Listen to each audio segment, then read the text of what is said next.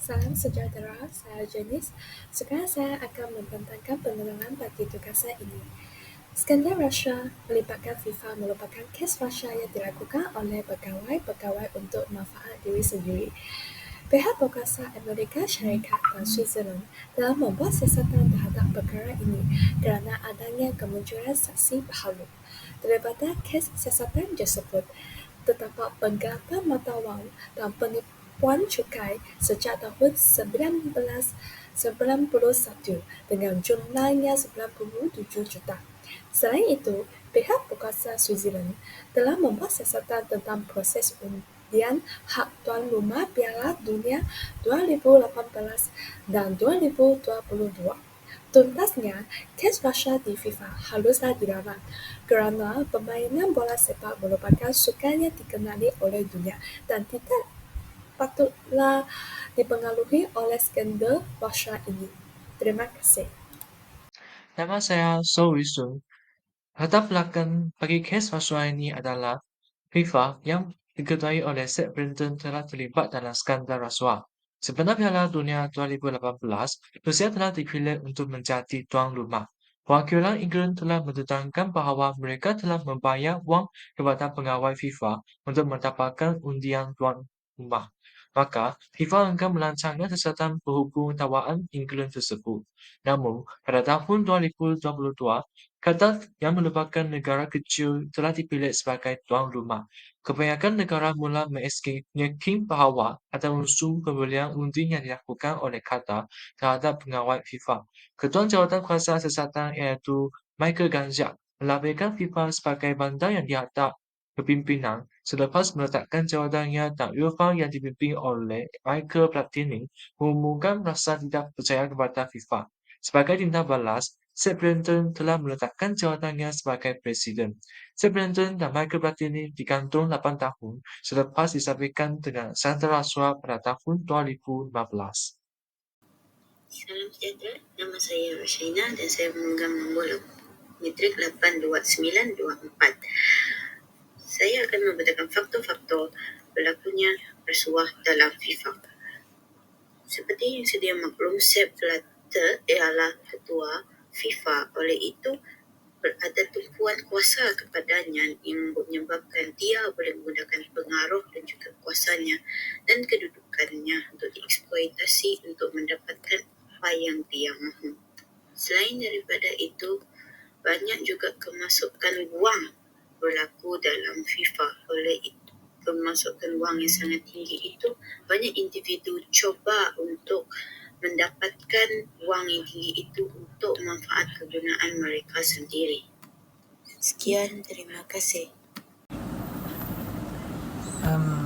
Untuk faktor ketiga, berlakunya rasuah dalam FIFA ialah proses pembinaan secara kompleks.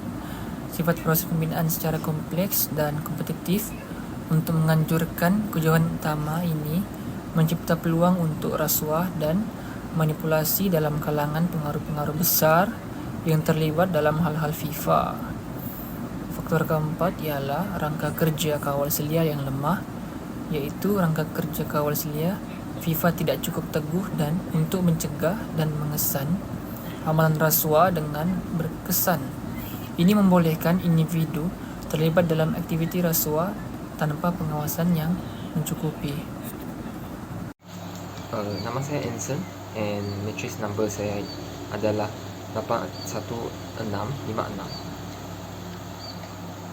Dalam skandal rasuah yang melibatkan FIFA pada tahun 2015, beberapa individu ditahan dan didakwa atas pelbagai kesalahan undang-undang yang serius, menggariskan kesan jauh ke dalam struktur organisasi dan dalam arena perundangan. Kerana ini membabitkan beberapa undang-undang Amerika Syarikat yang signifikan.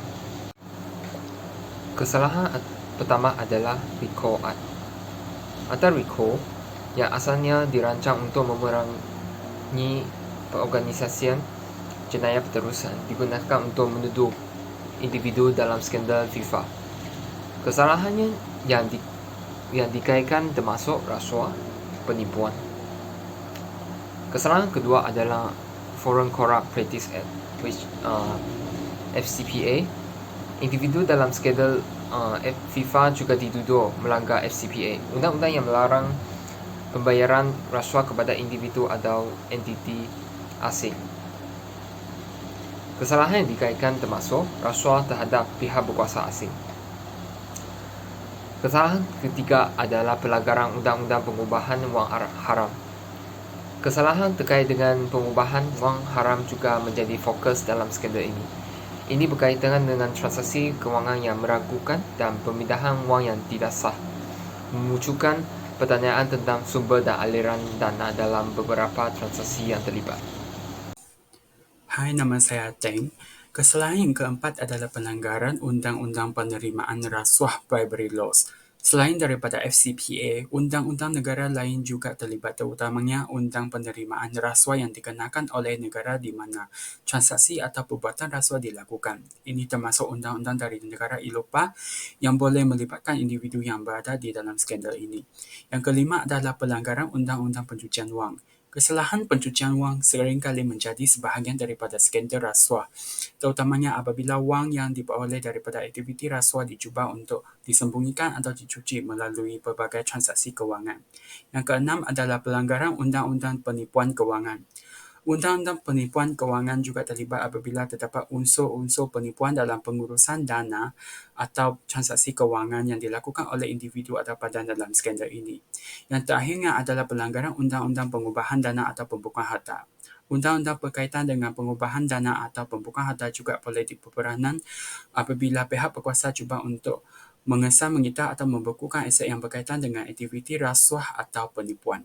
Hai, di sini saya akan membincangkan tentang implikasi daripada skandal rasuah dalam FIFA ini. Antaranya dari segi individu, di mana individu tersebut akan dikenakan undang-undang apabila individu itu didapati bersalah dan ini mampu merosakkan reputasi individu tersebut di mata orang lain juga. Seterusnya, saya akan membincangkan tentang implikasi kepada organisasi di mana akan berlakunya kegagalan dalam membuktikan tahap integriti sesuatu agensi sukan seperti FIFA dan ini akan membuatkan berlakunya reformasi secara dalaman. Seterusnya saya akan memberitahu tentang implikasi terhadap negara, antaranya adalah imej negara di dalam peringkat antarabangsa akan dipengaruhi dengan anasir yang teruk dan hubungan diplomatik dengan negara luar. Hai, saya Irene dan saya akan membincangkan langkah-langkah mengatasi isu integriti dan rasuah. Seperti yang dapat dilihat pada slide, terdapat 6 langkah-langkah untuk mengatasi isu rasuah. Nombor 1 ialah penguatkuasaan undang-undang. Pihak kerajaan harus menegakkan hukuman yang tegas kepada individu yang tersangka mengamalkan rasuah dengan menjatuhkan hukuman yang berat seperti penjara dan denda dengan amaun yang setimpal. Nombor 2 ialah transparansi dan accountability. Pihak kerajaan perlu membuka proses pengambilan keputusan dan pentadbiran serta mengukuhkan mekanisme pengawasan yang lebih ketat. Nombor 3 ialah pendidikan dan kesedaran. Masyarakat boleh mendapatkan ilmu tentang rasuah dari segi awam iaitu pendidikan yang didapati di sekolah atau dari segi latihan. Nombor 4 ialah penggunaan teknologi. Masyarakat boleh menguar-uarkan keburukan kes rasuah di platform dan sistem digital seperti media sosial. Selain itu, pelaporan aduan rasuah juga dapat dilakukan secara online. Nombor 5 ialah pembaharuan organisasi, iaitu mengadakan semula penilaian dalaman dan kod etika. Dan yang terakhir ialah kerjasama antarabangsa. Hal ini untuk memudahkan kita menangani isu rasuah yang merentasi sempadan. Sebagai pengajaran, kita haruslah menegakkan integriti dalam kehidupan seharian. Skandal ini menunjukkan betapa pentingnya integriti dalam semua aspek pengurusan sukan antarabangsa. Tanpa integriti, keyakinan masyarakat dan penyokong sukan antarabangsa terhadap sebuah organisasi boleh terjejas. Selain itu, accountability dan ketulusan dalam setiap organisasi adalah penting. Skandal ini menggariskan keperluan untuk accountability dan ketulusan yang lebih besar dalam pentadbiran organisasi sukan utama. Seterusnya, setiap organisasi perlu menjalankan reformasi dalaman. Skandal ini telah mendorong organisasi sukan seperti FIFA untuk melakukan reformasi dalaman yang melibatkan struktur, prosedur pengambilan keputusan dan pematuhan terhadap etika dan undang-undang, serta kesedaran terhadap isu rasuah. Skandal ini telah meningkatkan kesedaran masyarakat terhadap masalah rasuah dalam konteks sukan dan pentadbiran organisasi, menekankan kepentingan untuk menjaga integriti dan etika dalam aktiviti sukan. Seterusnya, peranan penegak undang-undang dan kerjasama antarabangsa. Skandal ini menunjukkan bahawa pihak berkuasa dan badan penguatkuasa undang-undang perlu menjalankan tugas secara aktif dalam menerangi isu rasuah dalam sukan dan kerjasama antarabangsa diperlukan untuk menentang isu ini. Akhir sekali, pembelajaran dari kesilapan. Skandal ini memberi pengajaran kepada organisasi sukan dan pihak berkuasa agar mengambil tindakan proaktif dalam mengelakkan kesilapan yang sama dan amalan tidak bermoral pada masa hadapan. Skandal rasuah FIFA memberi amaran yang kuat tentang bahaya rasuah dalam tindakan untuk melakukan perubahan yang lebih besar, terutamanya dalam memastikan integriti, ketelusan dan accountability dalam dunia sukan global. Ini bukan hanya pembelajaran bagi FIFA tetapi juga bagi semua organisasi sukan untuk menetapkan standard yang tinggi dalam pentadbiran dan etika. Hai, nama saya Teresa Go.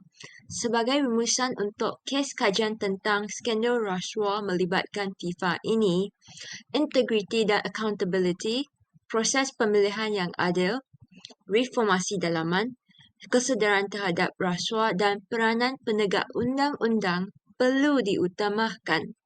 Hal ini dikatakan demikian kerana skandal tersebut telah menjadi titik tolak penting untuk meningkatkan integriti dan etika dalam dunia sukan, serta memperbaiki proses pentadbiran bagi mencegah kesilapan dan amalan tidak bermoral pada masa hadapan. Sekian, terima kasih.